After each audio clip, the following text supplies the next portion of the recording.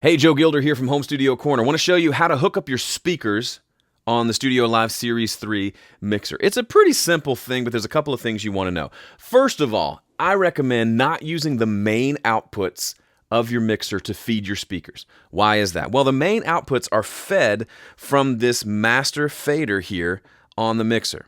So the only way to control the volume going out to your speakers is to move this fader up and down. I don't feel like that's a super great approach for a lot of reasons. We're not going to get into that today, but the way that I recommend setting it up is to use the monitor output, which is a pair of 1/4-inch outputs. Those are fed from this monitor section on the mixer.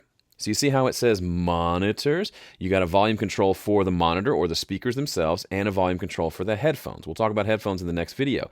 If you press this edit button, it pulls up a series of choices here on the screen that allow you to choose what is feeding our monitors. Right now it's being fed by the solo bus. We could change it to being fed by the main mix, but it's not controlled by the volume here. So I can move this around. I never do. It always stays right there.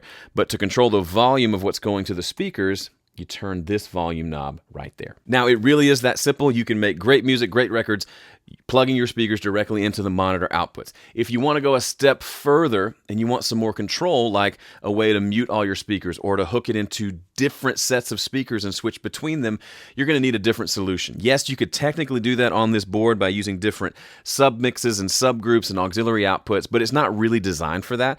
I would much prefer that you look into something like the monitor station from Presonus, or what I have here is the Presonus central station. This allows me to, I still come out of the monitor output, but I actually never touch this volume knob. It's going into here, and that's my volume knob for everything, but it also allows me to do things like mute all my speakers, or to switch between speakers, or to dim the speakers to a lower volume, or to sum everything to mono so I can hear what it sounds like in mono. Those are all kind of added benefits that you get from something like that. It also usually has a set of outputs for headphones that you can select different sources for that as well. It's nice, it's handy. There are lots of options out there. Presonus makes a few, the monitor station, the central station, but there's plenty of options out there to do that. Or if you'd rather just not invest the money in that and just figure out a way to do it on the board, you can.